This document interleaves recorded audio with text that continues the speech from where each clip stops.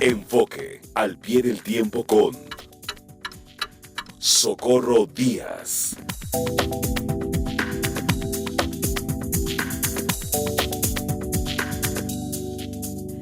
Hola, querida Socorro Díaz, al pie del tiempo. Aquí estamos, en Muy Enfoque, bienvenida. Adriana, y a los temas. Vamos, pues. Hace 15 días comenté aquí la especie de informe ante sus simpatizantes que el presidente López Obrador hizo al cumplirse un año de su victoria electoral. Me refería a lo que considero hechos positivos y aludí a los 3 temas que él llamó asuntos, y yo diría retos pendientes: inseguridad, salud y economía.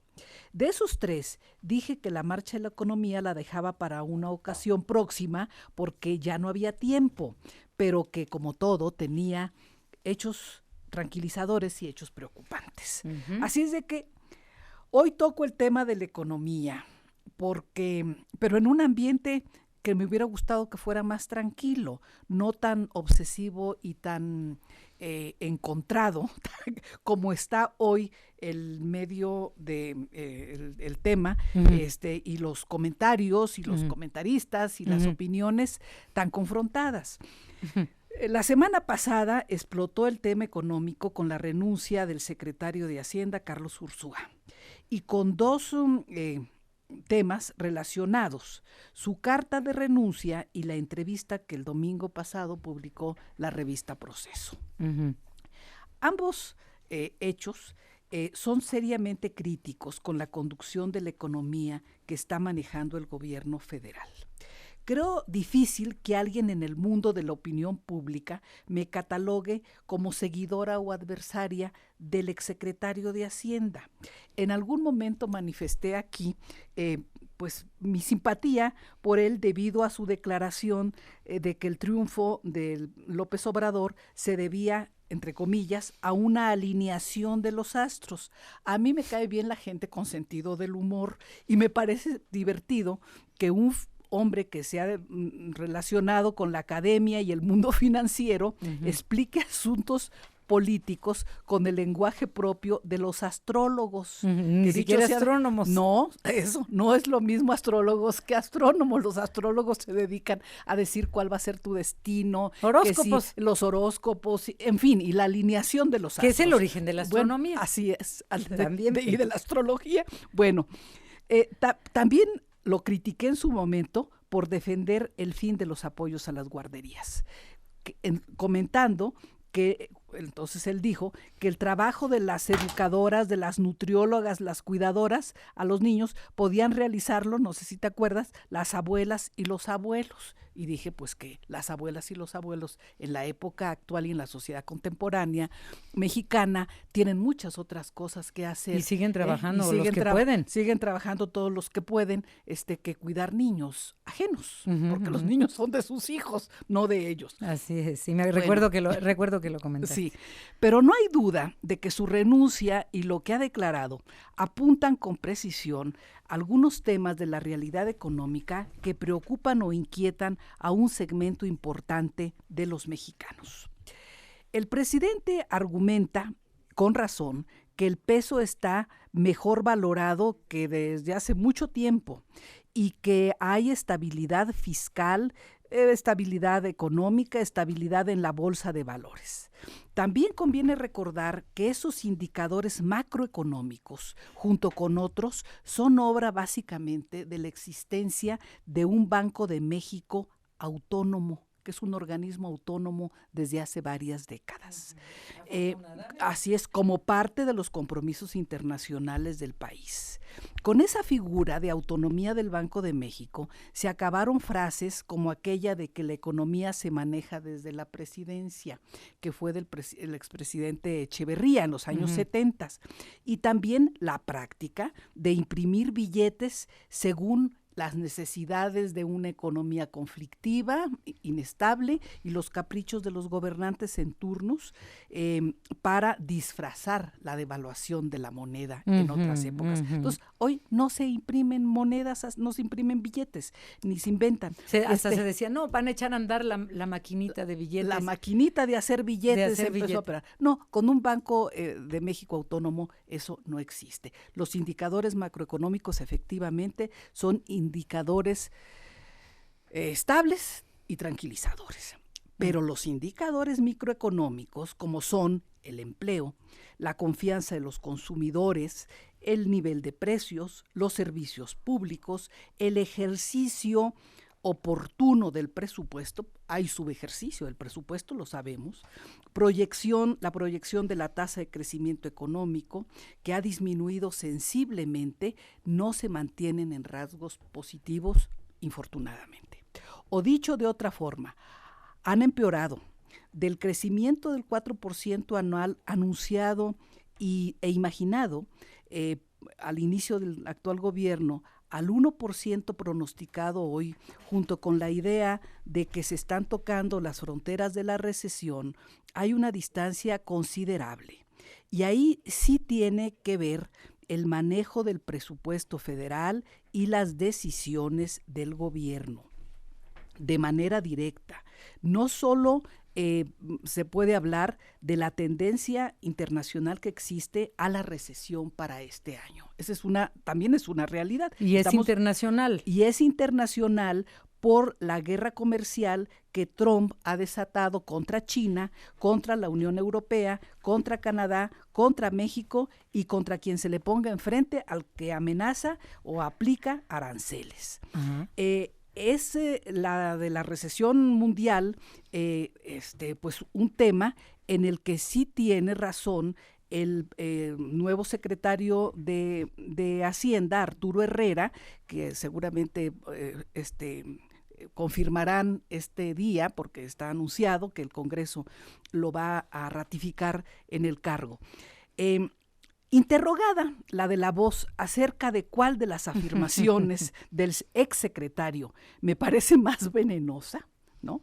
Contestó: la que se refiere al jefe de la oficina de la presidencia, Alfonso Romo. ¡Ay, sí, qué fuerte! Cuando el hoy nuevamente secretario, creo que del TEC de Monterrey, desliza sin acusación directa que quisiera que quien maneja a diario un cúmulo de información económica confidencial no tuviera ni él ni sus familiares hasta de primer grado participación accionaria en la casa de bolsa Vector, está lanzando un dardo envenenado contra, pues yo creo que un tema vertebral, central, medular de la política y de la campaña y de las propuestas del programa del presidente de la República. Fue su batalla básica, su tema central durante la campaña y lo sigue siendo hoy, que es el tema de la lucha contra la corrupción, ¿no? Entonces, al tocar este tema, toca un asunto. Sí, fue un dardo envenenado. Muy envenenado, ¿no? Muy envenenado. Los defensores, no del presidente de la República, sino del jefe de la oficina de la presidencia y sus intereses empresariales, han argumentado en estos días, en un ambiente muy caldeado, que quien tenga pruebas de conflictos de interés presenten sus denuncias. Y yo creo que no saben lo que pueden esperar o están abriendo. Es posible que más de alguna organización social o asociación civil de estas especializadas en las denuncias contra la corrupción y a favor de la transparencia presenten en su momento las pruebas que irreflexivamente están demandando algunos defensores o simpatizantes. Creo que el golpe contra la credibilidad del gobierno en esta materia de la lucha contra la corrupción es un asunto central y está dado, y sus efectos están por verse. También sería de esperar que los hijos del exsecretario de Hacienda Ursúa, si tiene hijos varones o mujeres, no estén involucrados en temas de empresas y demás, porque me parece muy rara y muy, vamos a decir, entre comillas, oportuna la denuncia y la orden de aprehensión que se ha girado contra el hijo de un exsecretario de Hacienda. ¿No? Ayer, sí, exacto. Sí. Entonces, son temas, creo que conflictivos. Por unas plataformas petroleras contra él y contra socios. Otros socios. Pero es sintomático que los medios de comunicación estén señalando específicamente al hijo del exsecretario de Hacienda, ¿no? Ayer. Ajá. Entonces, a mí me parece que este tema pues no está cerrado y que ahí están las cosas. Pero el exsecretario de Hacienda señaló varios proyectos del actual gobierno que no le parecen suficientemente razonados y con respaldo técnico y financiero dentro de la revista Proceso, en la revista Proceso. De las varios que mencionó, llama la atención el que se refiere a la refinería de Dos Bocas y a su juicio, dice, que será más caro de lo que se dice ese proyecto y tardará más años en concluirse. Esto es, tiene costos de corto plazo y tendría resultados a largo plazo. A mí me llamó la atención su propuesta de dedicar, dice él, de manera intensiva recursos a la exploración y producción de crudo. Hay yacimientos muy generosos, señaló, como el de Ixaki, que tiene reservas probadas de 1.300 millones de barriles, y hay también reservas posibles que rondan en los 2.000 millones de barriles. Y este pozo, este campo, está en Tierra Blanca, Veracruz. En Tierra Blanca, Veracruz. Y podría ser, según informes de Pemex dados a conocer a finales del año pasado, el cuarto más grande del mundo descubierto en la última década, ¿no? Entonces, sí, estos son datos interesantes. Se habló de eso al final de la administración pasada. Así es. En el plan de negocios de Pemex, presentado por su director general el martes pasado, se incluye este campo de Ixaki junto con otros 19 campos prioritarios. Cerca del campo de Ixaki hay otros 2 en aguas someras, esto es en aguas no profundas. Ojalá que buena parte de los recursos que se le planean canalizar a Pemex vía disminución de impuestos y vía gastos de inversión vayan a la explotación y exploración de pozos petroleros para aumentar a la brevedad la producción petrolera del país, porque sí la necesita el país y sí la necesita el gobierno para poder cumplir los planes sociales muy, por mí, muy aplaudidos y de los cuales soy absoluta partidaria en este caso. Y también en el caso del pleito armado por la CFE contra las empresas extranjeras que invirtieron en el gasoducto que se construyó entre Texas y Tuxpan, Veracruz, y que parece que ya está concluido, es deseable que el presidente asuma que quienes manejan empresas del Estado, pero empresas productivas al fin, deben ser más negociadores que buscapleitos.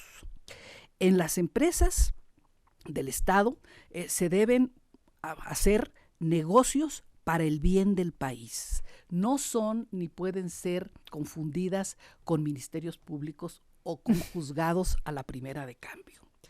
Como jefe de gobierno del Distrito Federal, Andrés Manuel López Obrador fue en general racional en la toma de decisiones y moderado en el decir porque quería ser presidente de la República.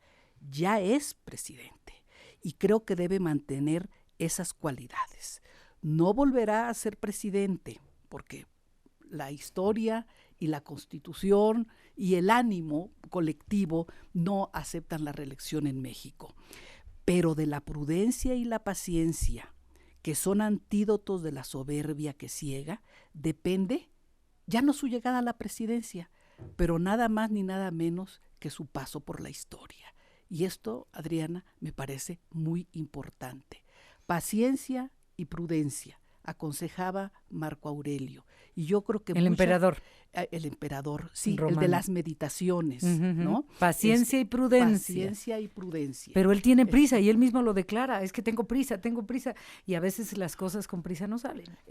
Sí, despacio que tengo prisa. Decía Napoleón. Exactamente. Entonces, paciencia y prudencia y un análisis de todas las cosas económicas que sí se pueden hacer en bien del pueblo de México que más necesita apoyos, pero también cuidando, ¿no? Las líneas de inversión, la búsqueda de mejores resultados económicos, porque a todos nos conviene que la economía se mantenga estable y que se pueda se pueda canalizar parte de los recursos productivos y de la economía de México en beneficio de los que más necesitan y menos tienen. Así es. Pues muchísimas gracias, querida Socorro Díaz, al pie del tiempo, y hasta el próximo jueves. Por aquí nos vemos. Por aquí nos vemos, Socorro Díaz. Y mira, te invito a escuchar esta información con Jorge Sánchez, porque el gobierno federal anunció la creación de una red sísmica nacional. Hoy teníamos una entrevista ya pactada con la arquitecta Miriam Ursúa Venegas, secretaria de Gestión Integral de Riesgos y Protección Civil de la Ciudad de México, por los temblores que se están sintiendo en 2 semanas ya recientes.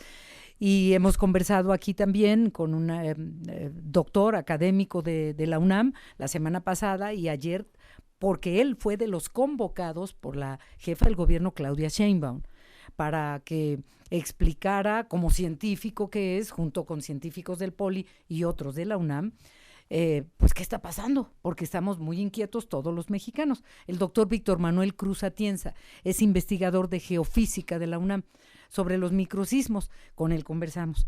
Y ayer nos dijo, y quiero que lo tengamos presente, todos, porque esto, la semana pasada que conversé con él aquí, no fue tan claro como ayer. Como esto ha ido en aumento, tanto la intensidad como los segundos que dura, un brinco que sentimos, horrible, nos asustamos mucho todos, le dije, a ver, lo que la gente se pregunta y nos pregunta aquí, esto, ya sé que no se puede predecir, pero existiría la posibilidad, considerando el subsuelo de la Ciudad de México, que estos microsismos fueran macrosismos, que duraran más y que la intensidad fuera mayor y no 2.5. Nos explicó que si lo sentíamos mucho es porque está bajo nuestros pies el epicentro. Efectivamente. 2.5, 2.9, está bien, pero pudiera ser de 3, de 4, de 5 y no durar 5 segundos, sino 10 o 20. Dijo sí, sería irresponsable de mi parte no decir que esa posibilidad existe. No quiero ni pensar. Los que vivimos en la Ciudad de México hemos vivido temblores espantosos, pero no hemos tenido bajo nuestros pies el epicentro. Cuando vemos lo que ocurre en Chiapas o en Tabasco y cómo se desmoronan como galletitas quebradas los edificios, ¡ay, qué horror! Decimos, pues sí, bajo sus pies está el epicentro. Y pues mira cómo nos fue en el 85 y mira cómo nos fue en el 2017, ¿eh?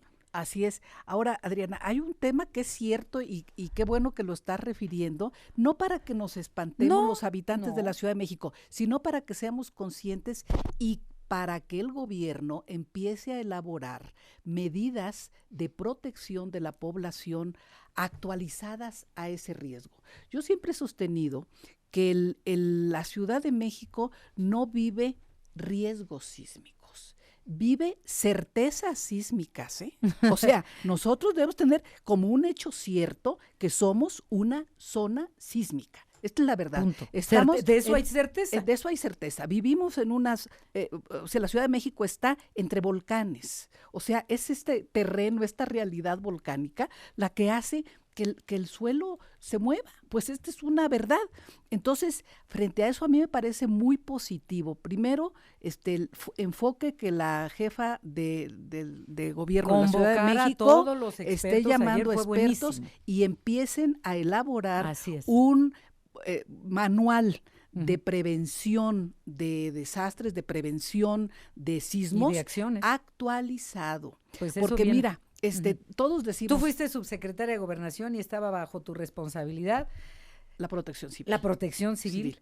Y recuerdo que cuando tú fuiste subsecretaria de Gobernación, pasaron muchas cosas importantes. Sí. Detenciones importantes, cosas bien importantes. Sí, pero en este caso de específico protección de protección civil, creo que logramos armar un plan que se mantuvo varios sexenios, porque no lo quise hacer como una cuestión personal o de un grupo de burócratas, sino que llamé a muchos representantes de la sociedad civil, como se está haciendo, desde expertos, expertos en comunicación, expertos en cuestiones sísmicas, en prevención de desastres. Más allá de folletos políticos. Más, exacto, y se hizo un plan que por fortuna el siguiente presidente de México ordenó que se mantuviera como el plan de protección civil del siguiente, pero hay que actualizarlo y un día vamos a platicar cosas de estas, porque tenemos la idea de que hay que salir rápidamente, y no necesariamente. A cierta edad es más peligroso correr